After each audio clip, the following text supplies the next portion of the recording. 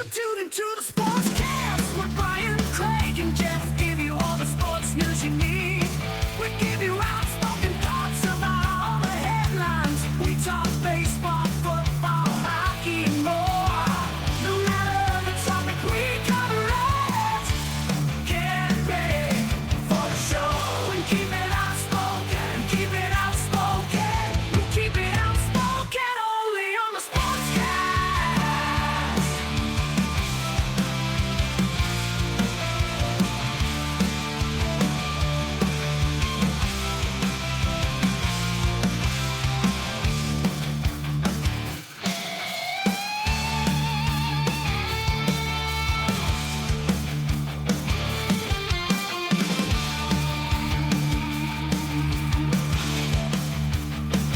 Tune into the Sportscast with Brian, Craig, and Jeff. Give you all the sports news you need.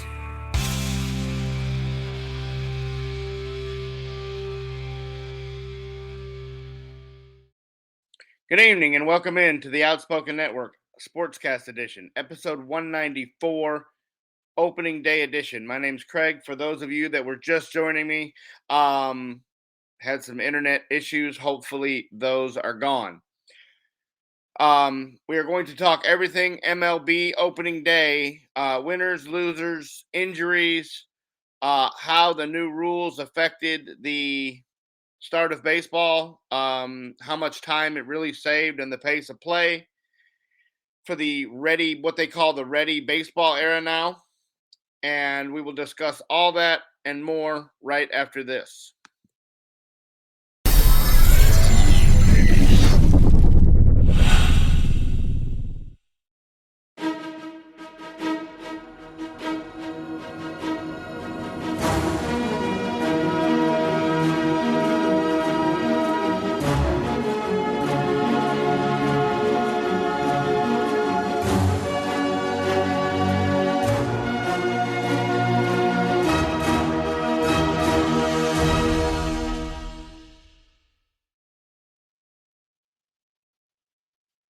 Welcome in to the Outspoken Network Opening Day Edition, episode 194. My name is Craig. I'm your host for this evening. Brian and Jeff are out tonight. Last night or yesterday afternoon was opening day of Major League Baseball season.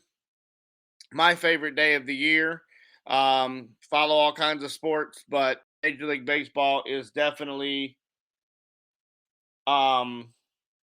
my passion and what I know most off the top of my head, statistic wise. I've followed it since I was 5-6 years old. The first time in Major League history, all 26 teams played on opening day, which is different. Most of the times the Reds would start a day game and you'd have some teams that played on the middle of the week and some people didn't. But yesterday we played every team and it spanned from about noon to 6 or 7 o'clock last night. You had baseball all day. We're going to cover all the games. We're going to cover some injuries. We're going to cover how the pace of play rules, how the new rules in the pitch clock and the bases and all that affected the time of play and all that. So let's just get started. The Braves beat the Washington Nationals 7-2. Nothing real big offensively. The Braves had a couple homers, but the biggest story in that game was the Braves ace Max Fried goes 3 1/3 innings and pulls up with an apparent leg injury trying to cover first base. So he will have an MRI today or tomorrow to determine how long, if any, time he'll have to miss. Looked like a hamstring the way he grabbed the back of his leg as he was trying to cover first. These soft tissue issues happen, especially early in the season, the colder weather and everything to that effect. So we will be interesting to see how long or how much time Max Fried has to miss, if any. The Orioles beat the Red Sox 10-9, and this game was interesting for a couple different reasons. Adley Rutschman of the Baltimore Orioles is the first catcher to go 5 for 5 on opening day. He had a homer, he had 4 RBIs. He just had a massive day at the plate. And to start out a season earlier in the year, normally the hitters do have a little bit of advantage early in the season. It's a little longer for the pitchers to get ramped up from spring training. Hitters don't take as long to get locked in. They had plenty of at bats in the spring. They can't. The pitchers have to slowly ramp themselves up. They can't just come out and go 100 pitches right off opening day. But the other interesting fact was in the ninth inning, the Red Sox have guys on second and third, nobody out, and they're down a couple runs. And Rafael Devers, their biggest hitter, MVP candidate, is up at the plate and takes a swing, comes out of his shoes on strike 2. Well, he adjusts his gloves and messes around, and he is the first hitter to be affected in real Major League Baseball games that count for the record by the pitch clock. He gets rung up for strike 3 on the pitch clock violation and has an out, and the Red Sox go on to lose by a run. Now, does that say that he would have gotten a hit or kept the inning rolling? Who knows? But it's a huge momentum stopper when you have your best hitter at the plate, and he just tried to win the game by hitting one over the monster and comes out of his socks to hit it and does not make contact and then gets rung up without ever has the bat taken out of his hand because he took too long to get back in the batter's box on a pitch clock violation. It'll be something to watch on how many of these affect the games as the season goes on.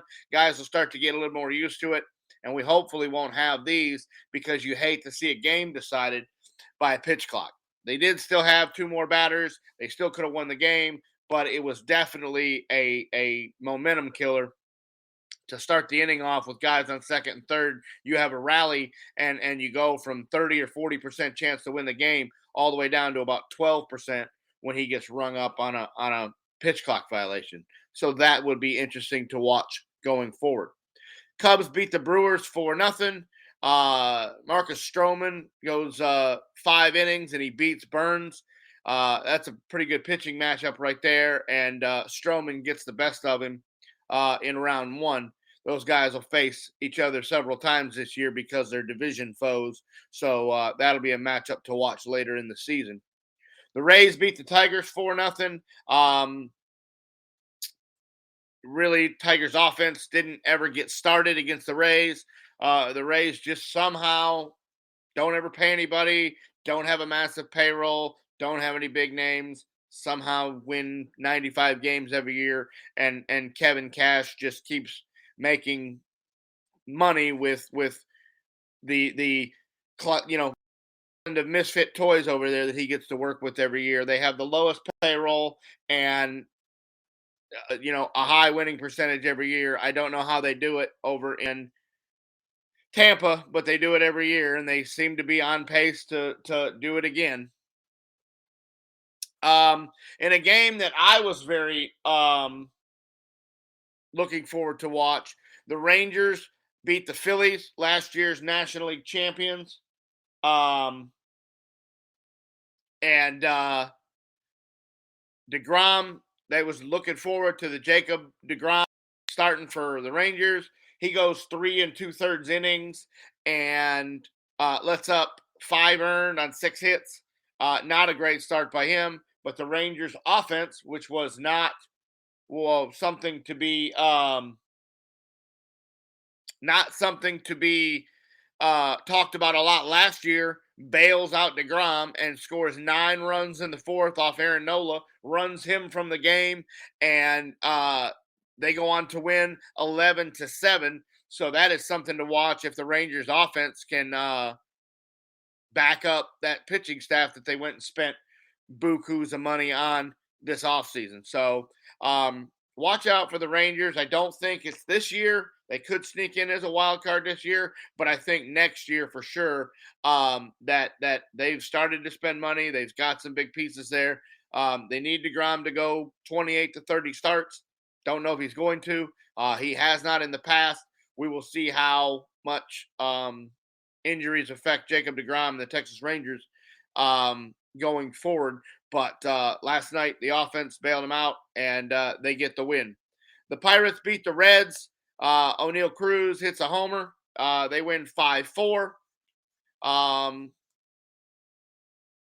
Beats the 10-9. Adam Wainwright sings the national anthem for the Cardinals. And so he can't start because he had a soft tissue injury in the World Baseball Classic, but yet he sings the national anthem and gets the game started. George Springer has 5 hits. Dante Bichette his son Bichette has 4 hits, and Guerrero has 2. They combined for 11 of the 19 hits that they have, and they win 10-9 over the St. Louis Cardinals.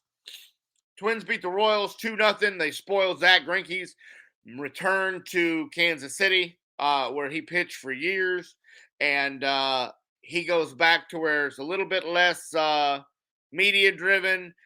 He can kind of hide by himself. He doesn't, have to deal with the media a lot in Kansas City, but the Twins spoil Greinke's homecoming there to the Twins or to the Royals and beat them 2-0. I was looking forward to try to see if Joey Gallo played to see what he did against the shift that they can't do anymore, but he didn't play yesterday, so we'll keep an eye on the Twins to see when Gallo plays and how people not being able to shift, or see if people use like the outfield, pull the outfield in like they did in spring training. It'll be interesting to see if that takes place.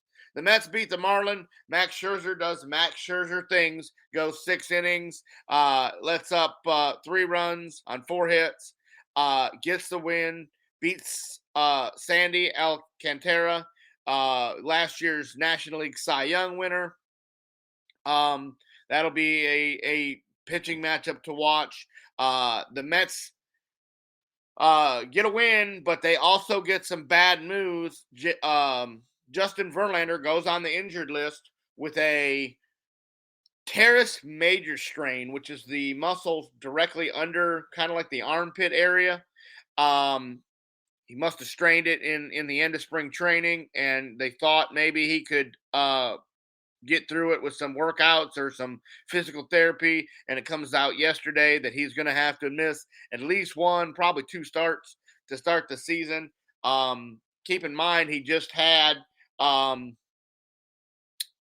John surgery. He came back from that last year, so he seemed to do okay coming back from that. We'll see if these injuries are something that are building up because his age, or if it was just a minor, spring training, didn't get enough time to build up, and we'll see what happens with Justin Verlander. The White Sox beat the Astros 3-2. Your World Series champs go and hang the banner and get their rings. And the White Sox come in and spoil opening day for the Astros. This game was a pitcher's duel. Dylan Cease and Jordan Framber Valdez started, and they both went deep into the game and didn't let up anything. In the 7th inning, the Astros were up 1-0. That was a pitcher's duel. And the Astros bullpen falters in the 8th and the 9th. Montero lets up a run in the 8th, and Ryan Presley lets up 2 in the top of the 9th, and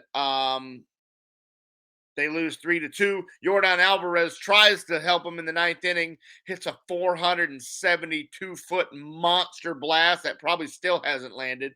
As soon as he hit it, everybody knew. The right fielder just never even turned around. Was in the 3rd deck of the Houston Astros. It just Minute Maid Park. It was in the third deck of Minute Maid Park, uh, but the White Sox are able to regain momentum and close it down and win 3-2. Um, that is interesting to see the back end of the bullpen in Houston, whether that is a just an early season glitch or whether they have some back end issues to look at down the road. White Sox don't really have a lot of big names, but they somehow win baseball games. They're a real young team. They're up and coming. It'll be interesting to see what happens with that. They got a new manager because La Russa, retires after last year. That wasn't going well anyway, but he retires because of some health problems. And so we'll see what happens with the White Sox. We'll keep an eye on them. Dylan Cease, last year's Cy runner-up, pitched really well. That's a guy that is really weird. He doesn't really do a whole lot. He shouldn't. He's not real fancy. He doesn't have a lot of just like a high velocity or a lot of break. He just seems to make really good pitches and he just really confuses people. So it'd be interesting to see if Dylan Cease can come up and back up another season like he had last year in Chicago. Rockies beat the Padres 7-2. Blake Snell gets shelled in his opening. Herman Marquez goes 6 innings, lets up 2 runs against a potent San Diego offense. Now, keep in mind, Fernando Tatis is still serving the back end of the PED suspension, so they'll get him back after, 25 or 30 games, I think is what's left on that. So that will be interesting to see what that does to the lineup. You got Soto, you got Manny Machado, you got a bunch of guys they signed. That offense top to bottom is one of the best or one of the strongest in the league. It'll be interesting to see if it really takes place and they can make it back to the playoffs like they did last year. They were real close to go into the World Series. The Phillies beat them. And so in the NLCS. So it'll be very interesting to see what the Padres do this year with Tatis and where he plays when he comes back, whether he's going to play the outfield, whether he's going to play shortstop, how the team accepts him after the steroid suspension. I know management was extremely disappointed between the motorcycle accident and breaking his wrist and then the steroid suspension. Fernando Tatis will be on a short leash when he comes back with the manager and GM and management up in San Diego if he doesn't come in and make a splash and help this team out and come in with ready to play with the right attitude. He's a phenomenal ball player, but he's had a lot of problems to start out his career. He had a shoulder injury where his shoulder would separate either sliding in or swinging. He's had the broken wrist on the motor. After they gave him the big contract, they tried to put it into the contract not to ride the motorcycle. He said he wouldn't sign it if they put that in there. And then so they took it out, and right away he breaks his wrist riding a motorcycle. So it was interesting to see what Fernando Tatis does with San Diego and how that team in the NL West stacks up against the Dodgers and the Rockies and the Giants in the NL West. That division top to bottom is pretty solid. The A's beat the Angels. Shohei Ohtani goes 6 innings, 2 hits, 10 strikeouts. Comes in from the World Baseball Classic playing for Japan where they won the World Baseball Classic, and he is apparently in mid-season form already. Ohtani looked amazing. A's pitching holds the Angels to 1 run, so they had a good game. Hunter Renfroe makes what's possibly the catch of the year, and I say that laughingly because it is game 1 of 162, but if you haven't seen it, go look it up. Hunter Renfroe on a rocket to right turns the wrong wrong way, gets basically confused on where he's at. He's facing one way and sticks the glove over his other shoulder, and the ball just like a magnet just finds his glove. Shohei Ohtani stands on the mound and looks at the catcher and throws both hands in the air like, but that was the greatest play I've ever seen. And it saved 2 runs. And at the time, the Angels were winning. So, it looks to be at the time where might have been a game saver, and they end up losing, but it was just a phenomenal catch. If you haven't seen it, go look it up. Hunter, you know, catching right, you would watching that. The Mariners beat the Guardians 3-0. This game was another huge pitchers duel, scoreless until the 8th inning. Ty France hits an opposite field 3-run homer in the bottom of the 8th, and Seattle goes and wins 3-0.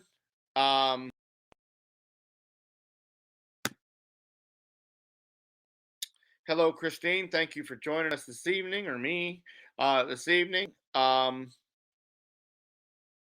you guys have any comments, feel free to on the YouTube or wherever you get your podcast. We go live on Friday nights for now. When things start to pick up, we will go back to Tuesday night.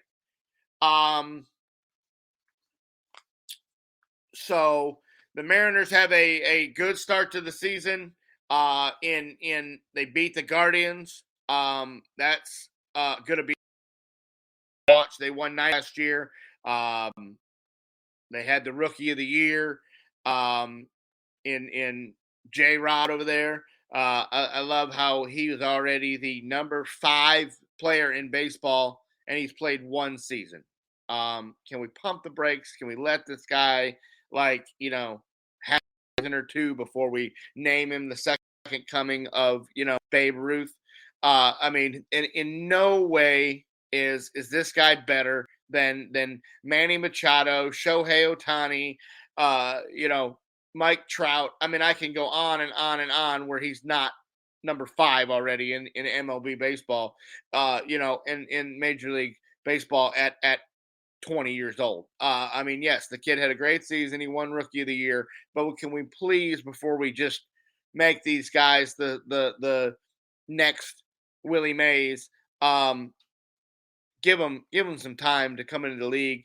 Once you start getting some film on these guys, normally they're second and third years aren't as good unless your name's Ohtani and you've been playing in the Japanese league for a decade, or unless you're Mike Trout and just have the best Captain America DNA running through you. And I'm not saying that Julio Rodriguez is not a great player. He is, but he's not the number 5, in all of Major League Baseball. Trey Turner, Mike Trout, Ohtani. These guys are just, anybody that played on Team USA, can probably be named better than Julio Rodriguez right off the start. But it is what it is. The Mariners have a pretty good team, top to bottom. So it'll be interesting to see what kind of sophomore season he has, and whether the pressure of being named, top 5 in all of baseball affects this kid, or if he just goes out and plays ball and doesn't let the hype get to him. And hopefully that's the case. But these kids start to read their name in lights and start to get big, and then they have a bad season. And the last game of the day, the Giants lose to the Yankees 5-0. In his first plate appearance, Aaron Judge hits a monster home run into Monument Park in center field. And I love how everybody was saying, it's amazing. It's unbelievable that he hits a home run in his first at bat. Is it really unbelievable that he hits a home run in his first at bat when he hit 7,000 last year? When he led all major leagues with 65, he beats Roger Maris's record. In most people's opinion, he goes and sets the Major League Baseball home run record because they don't want to give it to Bonds. They don't want to give it to the guys who took steroids. So that's fine if you want to call them that. If you want to say Aaron Judge is the home run king, that's understandable. But it's not unbelievable. That he hit a home run in his first at bat. I mean, he does that 65 times. I mean, he does it once every 2 games. So good chance that he's going to do it again. Gleyber Torres hits a homer as well. But the story of this was the pitching.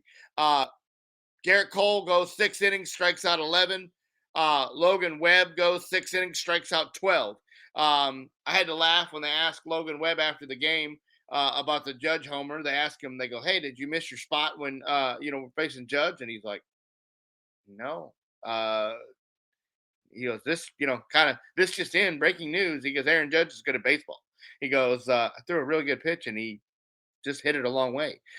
Probably not the last time he's going to hit a home run this season. So thanks, guys. Appreciate it. I had 12 Ks and, kept my team in the game for 6 innings. Not really sure what you want me to do. It's just amazing on how we think, Aaron Judge hitting a monster home run is like something new.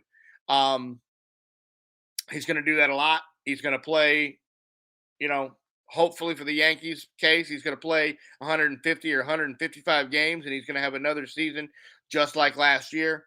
That's going to be interesting to see how he performs. But, you just can't, you're not going to go out there and hold Aaron Judge and Stanton and Gleyber Torres and DJ LeMahieu. I mean, these guys that lineup from top to bottom is one of the best in baseball. Anthony Volpe, he is a 19-year-old kid. He's a rookie. He's their new shortstop. They add him to the roster. Kind of cool. The manager calls him in and says, "Hey, you did a lot in spring training. You really, performed a lot." He goes, there's a lot still to develop. He goes, "But I think that development needs to happen at the major league level." And, it shocks Volpe and he tells him, "Welcome to New York." And he will be the shortstop of the future for the New York Yankees. So it'll be interesting to see. I mean, in game 1, he didn't have a hit, but this kid's got a bright future ahead of him and has an arm like a cannon over at short. Defensively, offensively, he's going to stack, and he's hitting ninth, and you got a kid who hit 400 in spring training and he's hitting ninth. So that's how powerful the Yankees lineup is. This team's going to win 95 to 100 games and make the playoffs most likely, unless, they have serious injuries. Hicks says today that they got a mystery pitcher that they could add as early as today, some free agent. We'll see if that happens. Just like what the Yankees need is more pitching. So it'll be interesting to see that there's some veteran pitcher that is on the market that they are going to add. Hopefully his name is not Trevor Bauer because that would be upsetting. But that would be very fitting with Bauer's persona to walk through the door and be a Yankee. In other news, the Giants go and sign drawing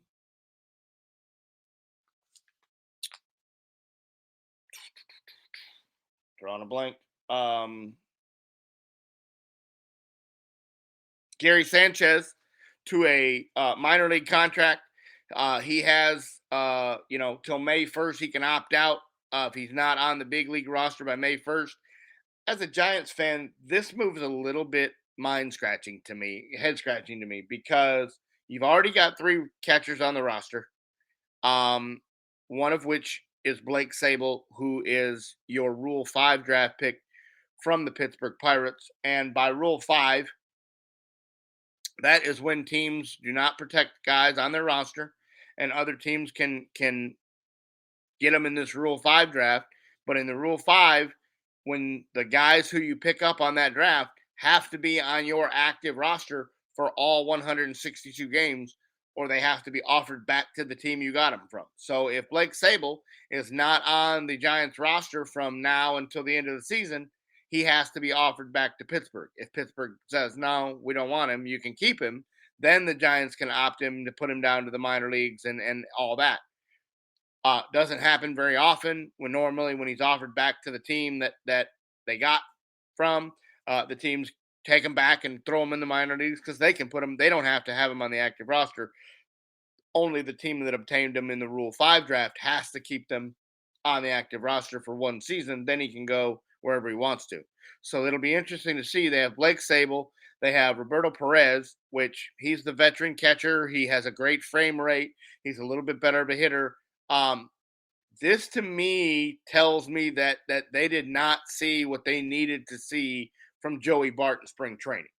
Bart was not the starter yesterday for opening day. He was not in the lineup. I have a feeling that and Sanchez may not catch, may play first base, but you also have guys over at first base in Davis and Jock Peterson, J.D. Davis and Jock Peterson that are playing first base. I don't really know where the roster spot for Gary Sanchez is going to come. He hits some massive home runs, but he also hits like 200. So it'll be interesting to see if he ever makes the squad or whether it's just a minor league deal and they're kind of kicking the tires on it. They see how he looks down in the Arizona ramp up. And if they want him, or if they have an injury or something to that effect, they pull him up. If not, they cut him loose, give him a couple $100,000 and on the way he goes. It'll be very interesting to see what happens with that because they don't, like I said, they don't really need a catcher. They don't really need a first baseman, and those are the two positions that Sanchez plays. I've never liked Sanchez from a defensive point of view. From a defensive point of view, he's a huge liability. Pass balls and wild pitches, and doesn't really call a great game. Doesn't have a great frame rate. His call to the MLB was just monster home runs, and he does not real fast. A little bit heavy set. So it'll be very interesting to see where Gary Sanchez or what the ball club in San Francisco has in store for Gary Sanchez. In other news, Anthony Rendon, this guy just cannot stay out of his own way. In the Washington Nationals, he was a team captain. He was the superstar. He goes to Anaheim and gets bit by the injury bug, misses almost all of last year, and now is being investigated by Major League Baseball for an incident that happened with a fan yesterday. Guys heckling him, appears, and leaning over the dugout and going right at Rendon, and Rendon grabs him right by the shirt and pulls the guy down into his face and was like, "What'd you say?" Yeah, and guys had to grab him, and the fan goes back up into the seat. Be interesting to see on what their policy is on suspending him or fining him or whatever is going to be the case, or if they say, yeah, well, the fan, we have proof because of the camera that was in the dugout of what this guy said, and it's justifiable, and so it'll be interesting to see what the commissioner of baseball goes and does with Anthony Rendon. It's just not a good look. You cannot go into the stands. You can't bring the stands into you. You cannot do it. So you just have to, no matter what these guys say, no matter what sport it is, you cannot have the malice at the palace. You cannot have these fans touching the players. The players can't touch the fans. And it unfortunately is going to get to a point where the interactive part of it is just not going to be. You're not going to be able to get autographs. You're not going to be able to interact with players. There's going to be nets all the way around to protect the fans from the players and to protect the players from the fans. You're going to just start seeing nets from wire to wire all the way around, and you're going to be watching a game through a net because of fans like this who think that their $100 ticket or their $200 ticket for opening day, they can go down and they're entitled to say whatever they want to Anthony Rendon or Mike Trout or Shohei Ohtani or any of these guys, and they could just get away with it because, hey, I spent my money. I don't agree with that. These guys, while they get paid a lot of money to play a game, and while a lot of us would do it for a lot cheaper, the bottom line is when you're at your job, you don't want somebody coming up and throwing rocks at you and making fun of you and talking a bunch of trash when you're just trying to play the game that you love. So I don't know what was said. I'm trying to find the video on it to get some more clarification on it. But when you're Rendon and you're a high priced superstar and somebody that always is going to have the eyes on them, you can't do it. You just got to keep your hands to your stuff. You got to let it go. You got to go get the security guard and tell him, hey man, this guy's got to go. He checked the tape. He's racial slurs or whatever it was that he said that Rendon didn't like. At that point in time, you've got to get on the horn and get a hold of security and let them handle it because you handle it yourself is not the way to go. All right, last thing we're going to cover tonight is the pace of play, the new rules, and how they affected the opening day. And did you notice a huge difference or not? I believe that overall it's going to make a huge difference. On average, yesterday the games from top to bottom were 21 minutes faster than they were last year, which doesn't sound like a lot, but definitely that's opening day, and there's festivities, there's things that you will not have here in about a month. You just won't have all the pregame festivities, all this, all that. You're going to start on time, you're going to go, and it's going to make the game a lot faster. The Giants had 23 strikeouts between the Yankees and the Giants, which that takes more. It's not like one pitch and there was a guy that grounded it to the shortstop. That's 3 pitches every time. So that's like 75 pitches right there in just the strikeout, and that's if they go 1, 2, 3, 1, 2, 3, 1, 2, 3. We all know that they didn't do that. There was some balls in there, some foul balls. So you have that, and that game was 2 hours and 32 minutes. The Rangers and Phillies had 11 pitching, 11 different pitchers came into the game between the two clubs, and they were still done in 3 hours, 3.5 hours. The bottom line is it's definitely working. Ask Rafael Devers, took the bat out of his hand.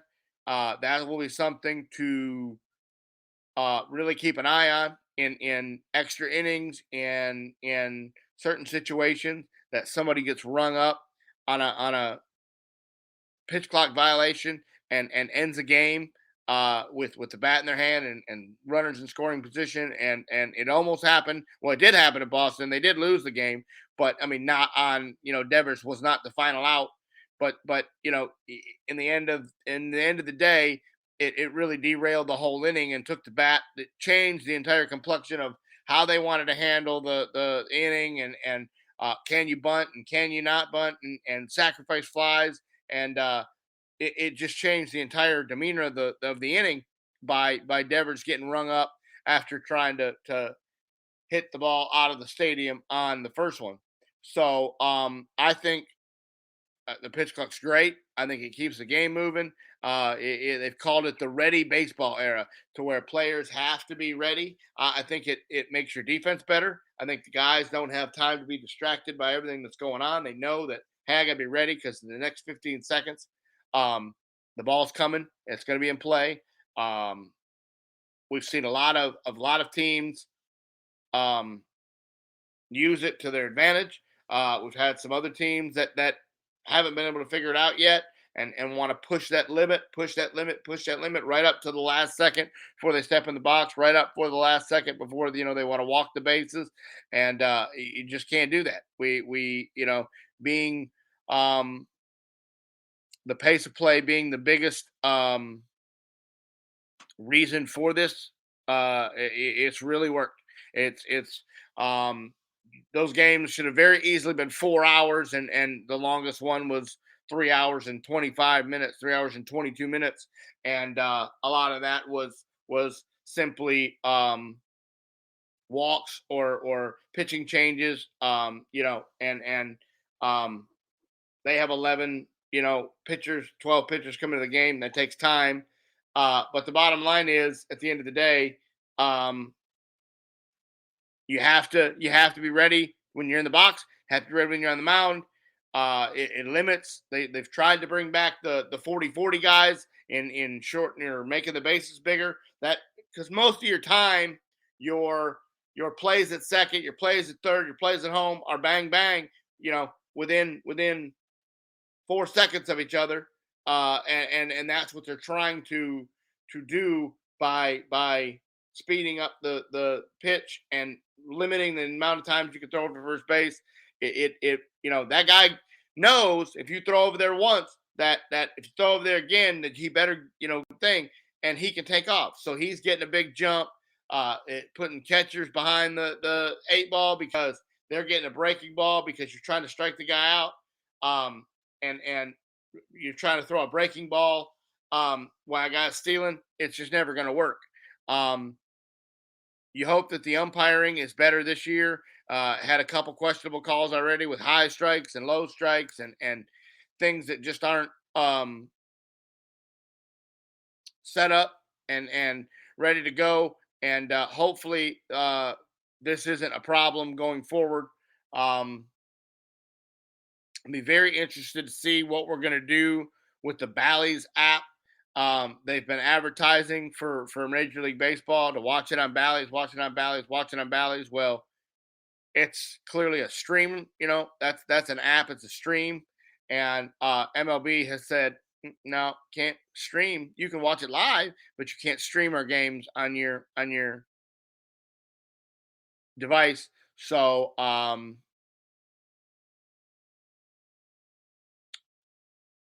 it'll be interesting to see what comes of that, and how many people obey this rule. So many people don't, and how it affects the outcome of guys pitching and whether they reset, whether they have a routine, whether they don't reset.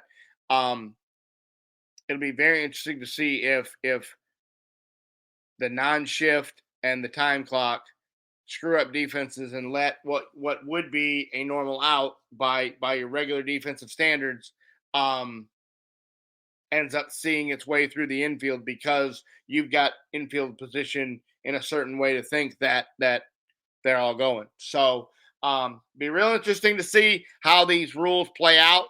Like I said, I'm super excited about baseball. I have not been this anticipated in a season in a long time. Giants look really good. Pitching looks really good. Offense is still a work in progress, but we got some guys coming back. And at the end of the day, baseball is everything. Baseball's life. Baseball is my favorite sport and something that I will watch mostly. Probably I don't miss a game or try not to miss a game. Sometimes it's hard when they play on the West Coast and don't finish till midnight, and I got to be to work at 2, 3, 1, in the morning. So it's difficult. I try to flip my sleep schedule to sleep during the day on right during baseball season. Sometimes it works, sometimes it doesn't. But I'm looking forward to the expanded playoffs and the wild cards and seeing some of these young talents really start to take a foothold and really try to put their foot forward and see what these rule changes do to the pace of play. And if you can watch a game in 2.5 hours, it'll really keep the fans interested. And So it'll be interesting to see. I look forward to it. We will be back next week. Should be all three of us. Me and Jeff are going to try, or me and Brian are going to try to cover the AFC questions one day this week, maybe Tuesday, maybe Thursday, to try to slide in a bonus episode and cover the AFC questions that we started in right before week one. We went through and answered the NFC ones. We just need to go back and answer the AFC ones and see if teams, hit what we had the expectations for them, and see what happened from there. Appreciate you guys joining me tonight. Got the What's in Our Locker segment. I got the weekend off from work, which is a rarity. Going to go with some of the guys from work and go fishing in the morning, and then go down to Jacksboro and try a burger restaurant. We will review that next Friday. I will let you know how that is. It is supposed to be top notch from what I've heard. So we will let you know if there's any fish caught and how good the burgers were. The rest of the weekend will be the Dallas Stars have a back-to-back, very important weekend ahead of them. 9:30 tonight in Arizona and 8 o'clock tomorrow on the second of a back-to-back in Colorado, and that is the important one. They are been leading the Western Conference most of the year. They've slipped a point back of Colorado and 2 points back of Minnesota. So that will be interesting to see if they can hold on and not slip into that wild card and not have to play one of those teams right off the bat in the first round. I'd like to see they have about 7 games left. I'd like to see them get up there and lock the one up and get a home ice situation and not have to play Colorado or Minnesota and get through the first round. Other than that, baseball the rest of the weekend. Giants are going to play 2 more against the Yankees. Major League Baseball, the way they do it, play one day, take a day off, built in kind of a rain out day because a lot of up normally on the East Coast, you have a lot of rain in April, end of March, start of April. So there would have been enough to